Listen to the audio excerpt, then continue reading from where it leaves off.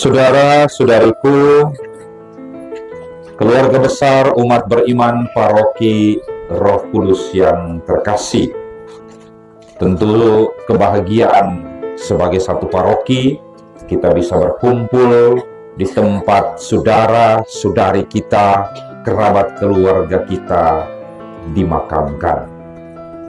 Kita mengenal sebagai tempat peristirahatan. Semoga memang istirahat di sini mereka, tidak selamanya di sini. Artinya sesudah singgah sebentar, pergi ke rumah Tuhan, pergi ke surga.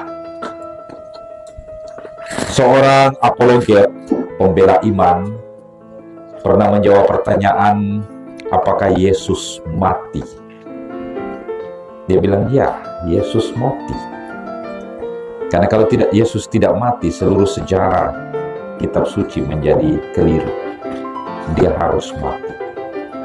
Tapi Yesus kemudian dipertanyakan, kalau dia mati, apakah Allah mati?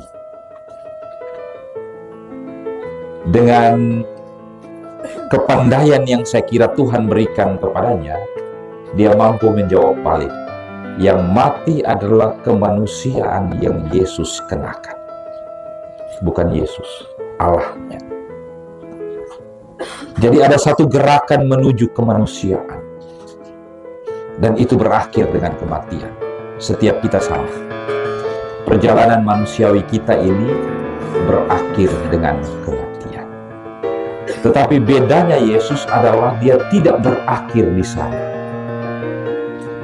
Kematian, kemanusiaan manusia ditarik oleh kealahannya. Sehingga maut dikalahkan dan tubuh manusia yang mati itu bangkit. Satu penjelasan yang bagi saya sangat mudah ditangkap. Saya lalu menangkap seperti ini. Kita semua manusia juga punya gerakan yang sama. Kita bergerak mengikuti arah hidup membawa. Dan itu semua berakhir pada kematian. Ada yang mengatakan lahir itu sebuah kemungkinan, mati itu kepastian. Tetapi apakah kita berhenti di sana?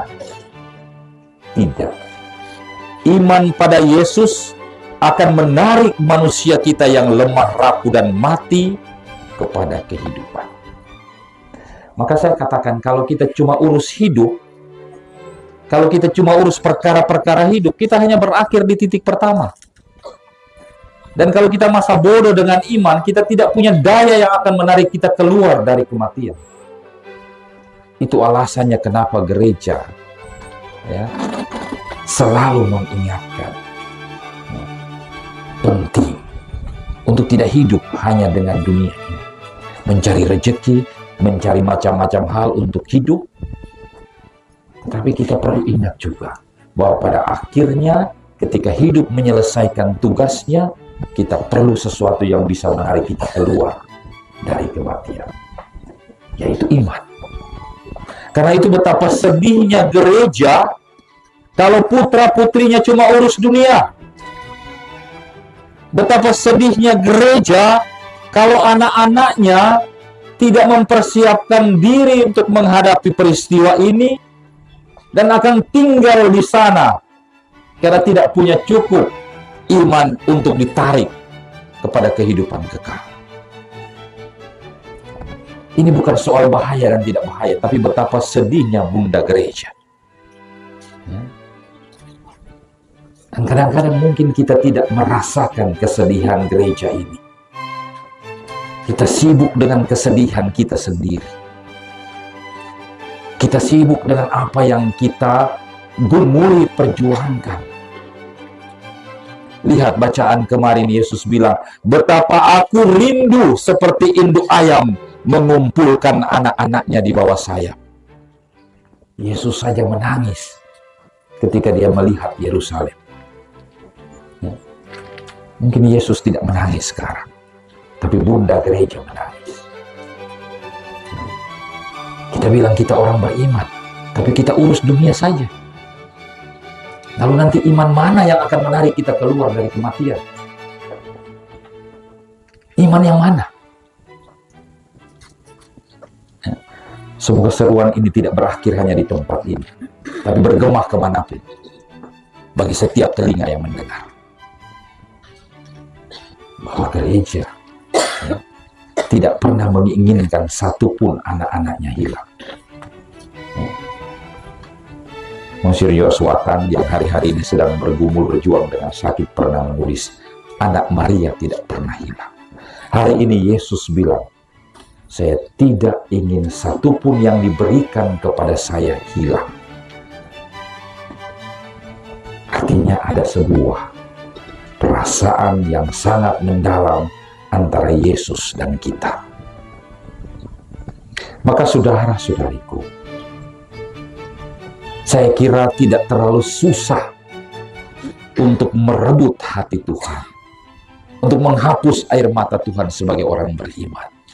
Kita punya cara paling mudah. Kita punya sakramen. Sejak kita lahir, kita dimeterai, diberi tanda yang tak akan terhapus oleh apapun. Karena itu biar dia hilang jauh sampai dimanapun, Yesus tahu tandamu ada. Ya. Karena itu Yesus saja kenal tanda yang ada dalam diri umatnya. Nah, orang mau hapus itu tidak boleh. Karena itu tanda yang diberikan Tuhan, supaya Yesus tahu ini orang sudah diberikan kepada saya. Ada sakramen-sakramen lain. Dan yang paling efektif sejauh saya percaya dan saya diajar adalah ekaristi dan rekonsiliasi. Dua ini. Kalau ekaristi kita tinggalkan, maka kita memperlebar jarak kita dengan Tuhan. Kalau rekonsiliasi kita abaikan, kita memperdalam jurang antara kita dengan cinta Tuhan. Maka kita memberi pekerjaan yang terlalu berat pada Tuhan untuk menyelamatkan kita. Walaupun ini analogi manusia biasa saya. Ya. Saya merasakan penderitaan seorang ibu di kampung tante saya yang sampai hari ini tidak tahu di mana putranya. Sejak pergi keluar rumah, sejak terjadi sesuatu, anginnya pun tidak pernah sampai. Hidup atau mati tidak ada yang tahu. Kesedihan yang tak pernah bisa dia lupakan sampai kematian menjemputnya. Mau seperti itukah kita menyedihkan hati Tuhan? Maka ketika kita berhadapan dengan mereka yang sudah terbaring dalam damai, bukan mereka yang penting, kita. Maka saya ingat pepatah Cina mengatakan, kita mendapatkan sesuatu karena takdir.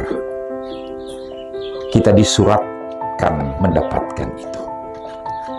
Lahir sebagai anak pria, anak wanita, tumbuh besar dalam keluarga ini, tak ada pilihan. Ya. Orang tidak bisa memilih lahir sebagai pria atau wanita. Orang tidak bisa pilih lahir dari keluarga mana. Tidak bisa. Kita mendapatkan itu sebagai takdir. Ya. Dan kita akan kehilangan itu ketika takdir itu sudah selesai. Pergi semua. Kalau sampai di cerita di ujung sejarahnya, buku tutup, selesai. Kita juga bersama berkumpul karena membayar utang. Utang apa? Ya, mungkin utang tidak dalam bentuk uang, tapi utang dalam bentuk perjumpaan-perjumpaan. Kita tidak bisa mengelak dalam hidup, kita saling bayar utang. Orang so kasih, orang kasih. Orang so bawa, orang bawa. Orang so doakan, orang doa.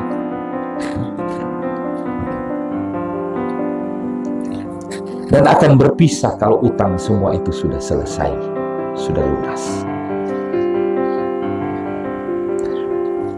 Di saat itu, cinta tidak ada artinya, benci pun tidak ada gunanya. Kita berdoa Semoga kita bertemu lagi bukan karena takdir.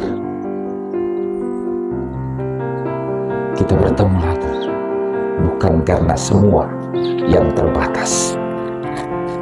Kita bertemu lagi bukan karena ada utang yang harus kita selesaikan. Dan kita bertemu lagi bukan karena benci atau cinta. Tapi kita bertemu karena kita diselamatkan oleh Yesus. Kita bertemu karena hari ini Yesus bilang, semua yang diberikan kepadaku tidak satu pun akan hilang. Kita bertemu karena kata-kata sakti ini. Dan siapa yang tidak percaya kata sakti ini, saya kira dia orang paling tega karena membiarkan Tuhan merindukan dia seumur hidupnya. Tuhan tidak terbatas umurnya seperti kita. Jadi kalau dia rindu dalam keabadian. Dia akan rindu sampai kapanpun.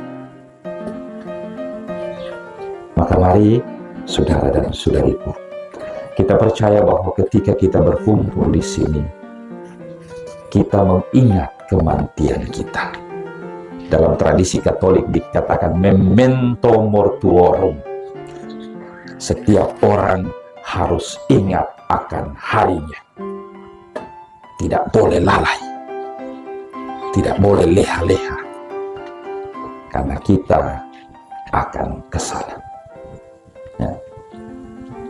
Mudah-mudahan apa yang kita renungkan, apa yang juga Tuhan ingatkan kita pada kesempatan ini, membuat hati langkah kita ringan untuk selalu tinggal dekat dengan Tuhan. Kiranya waktu berakhir, cerita ditutup, kita semua tidak akan binasa. Amin.